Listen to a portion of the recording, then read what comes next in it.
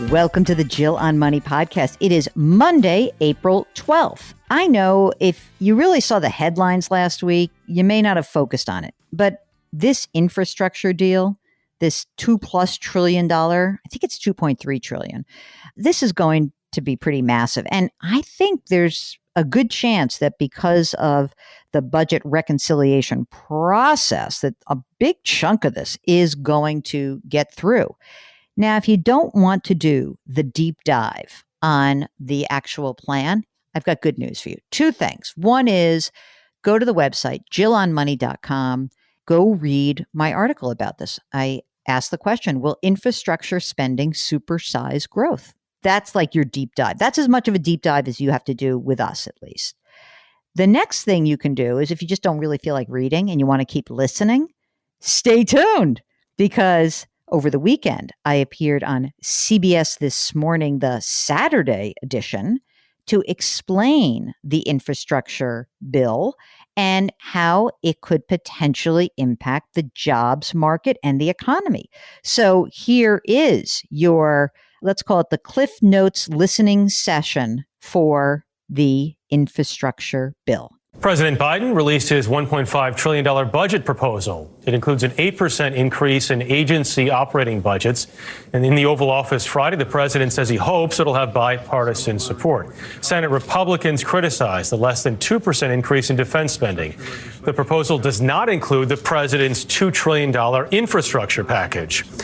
Here to discuss where that plan stands and the road ahead is CBS News business analyst Jill Schlesinger. Jill, good to see you. First of all, give us the basics of this proposed infrastructure plan. Well, it basically is in 4 buckets. The first is what I would call classic infrastructure, and that's roads, rails, transit systems, about $620 billion. Another $650 billion for maybe what I might call the home economy, broadband, better pipes and safe drinking water. That's really important to the Biden administration. The third aspect, let's call it the workplace economy, research and development. There's money for manufacturing, small businesses, about $580 billion for that. And then $400 billion in a bucket of spending for those healthcare workers who help the elderly and the disabled.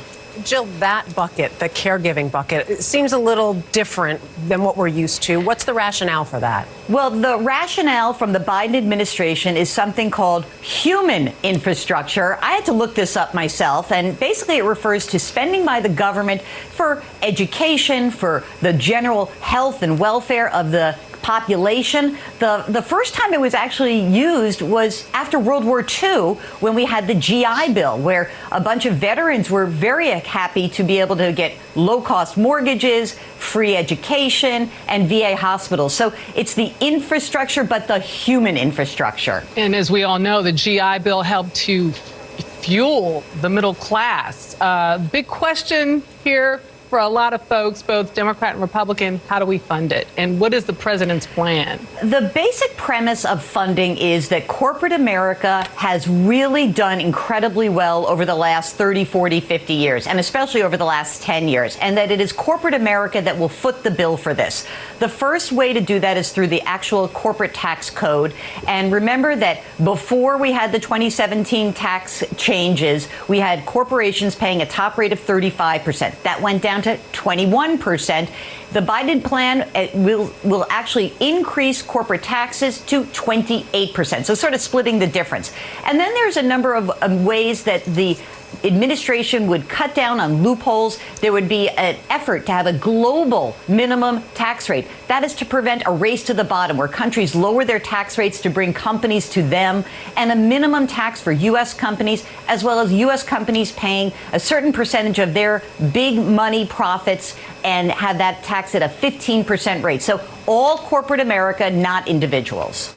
Okay, again, if you want to read more about this, go to the website, jillonmoney.com. Click on the read vertical, the little bottom, it says read.